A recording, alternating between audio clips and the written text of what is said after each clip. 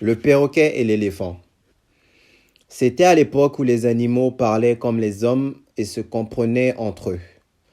Ngozo le perroquet et Ndjogu l'éléphant étaient alors de grands amis. Un jour donc, le perroquet invita son compère l'éléphant à venir dîner chez lui. Celui-ci accepta avec plaisir, et le matin du jour fixé, il s'empressa de se rendre au domicile du perroquet, qui le reçut avec beaucoup d'amabilité. Du haut de son perchoir, le perroquet se mit à lui débiter toutes sortes d'histoires, tout en tenant sa patte droite cachée sous une aile au grand étonnement de son invité.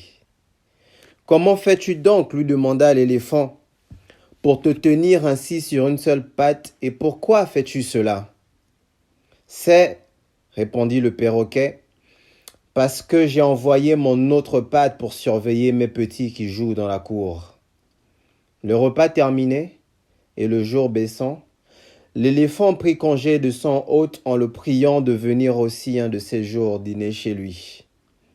À la date convenue, le matin, de bonne heure, l'éléphant, voulant montrer à son compère qu'il était aussi malin que lui, se fit couper une de ses jambes, sans se soucier le moins du monde de ce qu'il en adviendrait.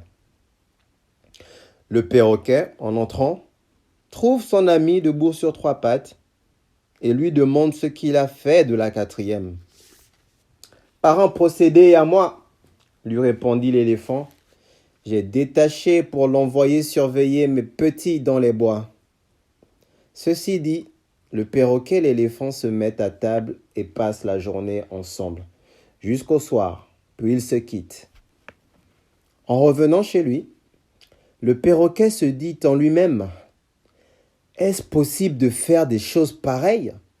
Il en mourra certainement. » En effet, faute de soin, la plaie de la jambe s'envenima, la gangrène s'imite et le malheureux éléphant succomba quelques jours après.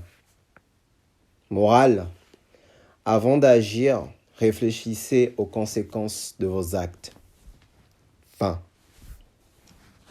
Et je vous envoie également tous mes vœux de santé dans cette crise et dans cette pandémie. Suivez toutes les mesures de sécurité et continuez de bien prendre soin de vous.